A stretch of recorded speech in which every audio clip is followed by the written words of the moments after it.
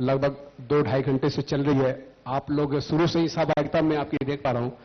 मोटा मोटी तौर पे आपको क्या समझ में आया कि अगर रोड सेफ्टी को समझा जाए तो इसमें जन जागरूकता ही पहली प्राथमिकता है, पहले पैदान पर इसी को रखने की आवश्यकता है? जी बिल्कुल, मुझे ऐसा लगता है कि जागरूकता जो है बहुत जरूरी है आम जनता में, चाहे वो सरकार की तरफ से हो, चाहे प्राइवेट हॉस्पिटल की तरफ से हो या किसी भी तरफ से हो। लोगों में एक जागरूकता जरूरी है कि रोड सेफ्टी बहुत जरूरी है, जिससे कि हम बहुत सारी चीजों को, खासकर जो है एक्सीडेंट, उनसे बच सकें। इसमें मैं आपका पक्ष जानना चाहूंगा कि ये हम समझ पाने की रोड सेफ्टी में अवेयरनेस जो होनी चाहिए लोगों के बीच में, कि लोग अपनी जिम्मेदारियों को समझेंगे, अवेयर रहेंगे तो हादसे बहुत कम हो सकते हैं। डॉक्टर साहब, रोड सेफ्टी वीक में एक कार्यक्रम हो रहा है, उसके लिए धन्यवाद मुझे बुलाने के लिए। मैं अपने इस माध्यम से बोलना चाहूंगा कि जो आपने अवेयरनेस की बात की, तो अवेयरनेस हमको सबसे पहले अपने स्कूल से चालू करना पड़ेगा। हमारे जो स्कूल के सिलेबस है उसमें इंक्लूड कराना, प्रॉपर ट्रेनिंग देना, बच्चों को ट्रेनिंग देना। साथ में रोड सेफ्टी के ट्रेनिंग के साथ साथ हमें जो होता है, जो प्राइमरी एजुकेशन फर्स्ट एड, वो देना बहुत जरूरी है।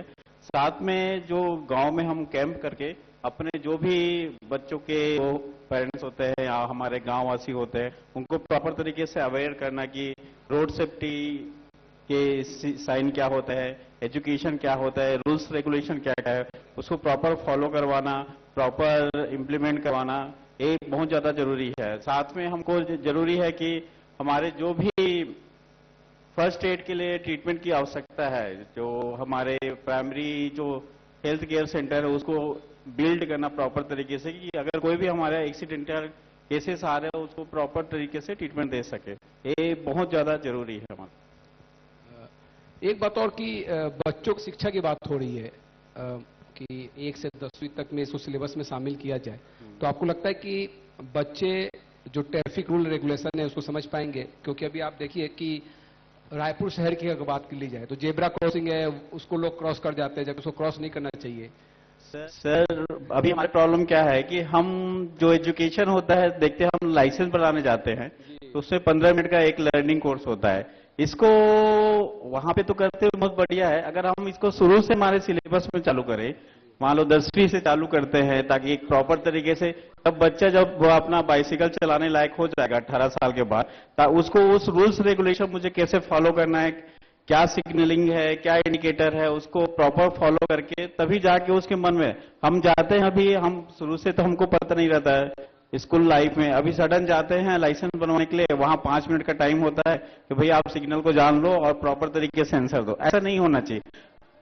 हमको जो प्रॉपर एजुकेशन जो मिलना चाहिए वो स्कूल लेवल से मिलना चाहिए, बहुत ज्यादा जरूरी। स्कूल लेवल के साथ साथ जो हम कॉलेज में जाते हैं उसमें भी हमारा एक प्रॉपर एक उसका सिलेबस होना चाहिए कि जिसमें हम प्रॉपर ट्रेनिंग दें। चलिए डॉक्टर शशिकांत मिश्रा जी, मुझे लगता है कि आपके भी प्रैक्टिस में कुछ चीजें ऐसी आई होंगी जिसमें बहुत क्रिटिकल केस होगा, अगर समय पे वो हॉस्पिटल पहुंच जाता पेशेंट तो बच सकता था। इस तरह की स्थिति आपने कई मरतबा आपने फेस की होगी। कई बार की फेस की है सर। अभी रिसेंट में ही हमारे पास भिलाई से एक पेशेंट आया था, कभी रात में 1:30-2 बजे के पास हमारे हॉस्पिटल पहुंचा है इमरजेंसी, मेरे पास फोन आया था तब। उसका बायां हाथ पूरी तरह से क्रश हो चुका था। आप यकीन नहीं करेंगे कि उसको देखना भी बहुत ही मुश्किल था किसी आम आदमी के लिए। तो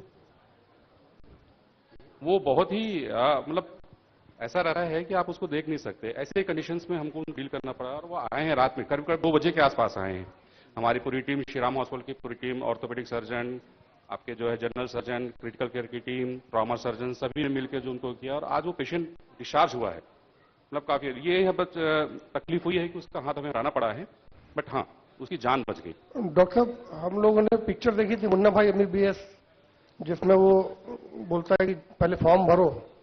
तो अभी क्या स्थिति है? मतलब अगर कोई पेशेंट आता है तो आप लोग कोई लेके आया, मान लीजिए किसी का एक्सीडेंट हुआ, मैं उसको उठाकर आपके पास ले आया, मैं उसको नहीं जानता हूं, तो आप लोग का व्यवहार क्या रहता है उस समय? क्या करते हैं आप लोग? सर फर्स्ट प्रायोरिटी रहती है पेशेंट की सेफ्टी। पेशेंट को सबसे पहले रिसिस्टेट करना है, बाकी चीजें बाद में चलती रहेंगी। पुलिस केस हो गया या इट डजंट मैटर सर, इसका पैसा कौन देगा? जान बचाना बहुत जरूरी है। इसका पैसा कौन देगा?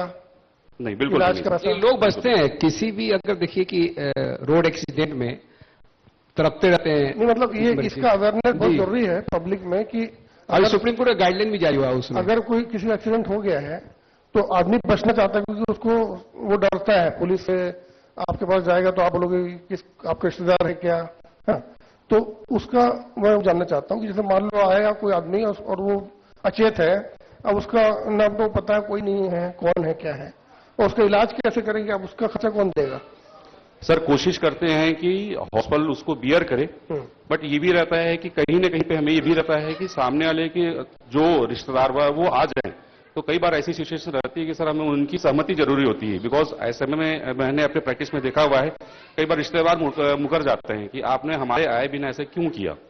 उस समय तक कुछ मतलब पर्टिकुलर केसेस में हम वेट करना पड़ता है, अदरवाइज कोशिश ये रहती है कि जितना जल्दी से जल्दी पेशेंट को ट्रीटमेंट मिले और वो अपना उसकी जान बचा सके। क्योंकि आप लोग का प्राइवेट हॉस्पिटल है ना जी, तो अगर कोई गरीब आदमी आ गया और आपका इलाज का पैसा फिर वो नहीं दे पा रहा है तो फिर क्या स्थिति होती? सर जहां तक हो सकता है वहां तक करना ही पड़ेगा, आना होता है, किसी को ऐसे तड़पता हो तो छोड़ नहीं सकते हम। ये है मतलब जी बिल्कुल, इसके लिए तालियां बजाए भाई, इसके लिए बहुत अच्छी बात है। डॉक्टर मन्ना से मुझे लगता है कि इस पे आपने किस तरह का अनुभव फेस किया है? सर मेरा हॉस्पिटल रोड में ही है और जो पुलिस स्टेशन है बहुत पास में है, 1 किलोमीटर में। जो भी उस रोड पे एक्सीडेंट होता है तो एम्बुलेंस से पहले पुलिस वाले पहुंच जाते हैं।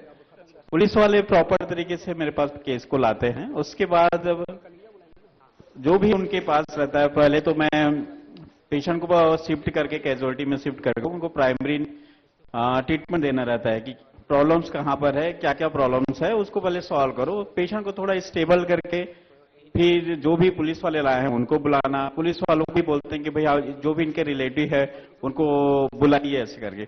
उसके बाद जो रिलेटिव आते हैं उनको हम एक प्राइमरी, जैसे किसी के फ्रैक्चर है तो फ्रैक्चर का उसको प्रॉपर उनको काउंसलिंग करना कि कैसे करना है, क्या क्या इलाज होगा, कंजर्वेटिव मैनेजमेंट होगा कि सर्जिकल मैनेजमेंट होगा, अगर सर्जिकल मैनेजमेंट होगा तो कितने कॉस्ट लगेंगे, कैसे कैसे पॉसिबल है। जैसे आपने एक बात बोली कि अगर मरीज बहुत गरीब है तो उसका क्या करेंगे करके। सबसे पहले तो हम लोग घर घर आज का राशन कार्ड है, तो राशन कार्ड और गवर्नमेंट में एक बहुत अच्छी सुविधा यह है आयुष्मान भारत योजना की तरह।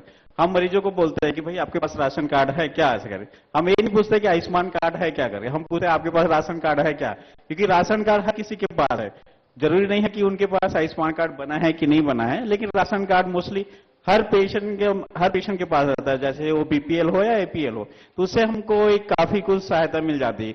अगर जैसे आपने बोला कि बहुत ज्यादा गरीब है, अगर उसके पास राशन कार्ड भी नहीं है, आयुष्मान कार्ड भी नहीं है, अगर तो क्या करना है, तो गवर्नमेंट ने एक मुख्यमंत्री सहायता योजना करके एक योजना होती है जिसमें 15 लाख तक की हमारे गवर्नमेंट उसमें अपना एक्सपेंसेस होता है वो वहन कर सकते हैं। उसमें हमको प्रॉपर एक फॉर्म भरना पड़ता है, अपना मुख्यमंत्री ऑफिस आता है, मुख्यमंत्री ऑफिस से वो साइन होके आता है, हमको जो भी ट्रीटमेंट का एक चार्जेस है एस्टिमेट उसमें देना रहता है। उसके बाद हमको गवर्नमेंट से मिलता है। ये प्रोसीजर है कि मतलब आप ऐसे फाइनेंशियली अनस्टेबल नहीं हो सकते, काफी सभी पेशेंट को अच्छे से हैंडल कर सकते। प्रॉब्लम क्या है कि जो हमारे पास पेशेंट आते हैं अभी कि जैसे मान लो कि सिंपल हेड इंजरी, सॉरी कान से ब्लीडिंग हो रहा है, कुछ नहीं हुआ है, पेशेंट आते हैं हमारे पास बाइक से गिर गए और कान से ब्लड आ रहा है। हमारे जो हम डॉक्टर है हमको है कि हेड इंजरी के क्या क्या साइन है।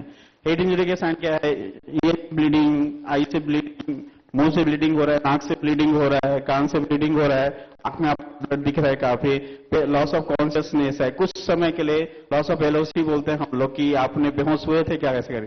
तो पेशेंट जनरली बता नहीं पाते हैं कि अगर उसके साथ वाले की सर कुछ दिन के वो बेहोश हुए थे, साथ में कुछ पेशेंट को प्रेजेंटेशन की वोमिटिंग होता है। ये सब कुछ कुछ चीजें हैं जो हमारे लिए, हम डॉक्टर होके हमको पता है कि इसको हेड इंजरी है करके, लेकिन मरीज जो आते हैं वो कैसे रहते हैं, नहीं सर मुझे तो कुछ नहीं हुआ है कि मुझे घर जाना है।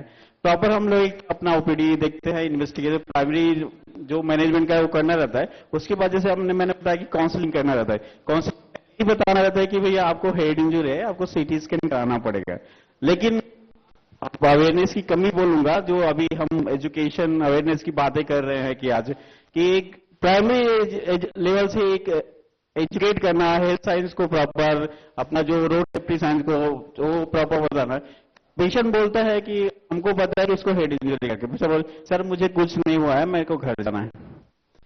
जबकि ना हम पैसा मांग रहे हैं उनसे ना कुछ मांग रहे तो नितिन गडकरी साहब ने एक बहुत अच्छी स्कीम की घोषणा कर दी, कैशलेस। एक्सीडेंट हुआ, कैशलेस। हाँ, नितिन जी। गडकरी जी ने देखो वही बोला है कि 1.5 लाख आपको जो भी मरीज आएंगे उसको मतलब लोगों ये की करके- सोचना है कि अब उनको अपने एक्सीडेंट के बाद में, एक्सीडेंट तो पहले ना हो, हाँ। हम तो ये चाहेंगे, लेकिन अगर आप किसी तरह हादसे का शिकार होते हैं तो हॉस्पिटल जाएं। हाँ। ये नहीं कि आपने वो जिस तरह तो- कहा कि ब्लीडिंग हो रहा है तो बहुत नॉर्मल है, निकल लिए, ऐसा ना करें, वो हेड जैसे- इंजरी हो सकता है। नितिन गडकरी जी का स्कीम जो अभी योजना है हाँ। बहुत ताली बजाने लायक है, लेकिन अभी हमारे ऑलरेडी सभी गवर्नमेंट में चल रहा है, हमारे एक्चुअल में छत्तीसगढ़ में तो चल ही रहा है आयुष्मान भारत। जी। उसमें आपको प्रॉपर तो तरीके से आयुष्मान भारत तो ऐसा है कि किसी भी गंभीर बीमारी के लिए, लेकिन ये तो एक्सीडेंट पे कैशलेस हाँ जी, हाँ जी, ये हाँ जी। फैसिलिटी। हाँ। चलिए, तो मैं इस सेशन को ये समाप्त करना चाहूंगा, मेरे दो Thank और you, sir. सेशन है। मैं आप दोनों डॉक्टर साहब का बहुत बहुत धन्यवाद इस पर चर्चा में शामिल Thank you, होने के sir. लिए। Thank you, thank you. जी, और हम चाहेंगे कि ये जो सत्र है वो यादगार बने। स्मृति चिन्ह भेंट करने के लिए मैं आग्रह करूंगी हमारे दोनों ही होस्ट, हमारे दोनों ही पैनलिस्ट को स्मृति चिन्ह प्रदान करें।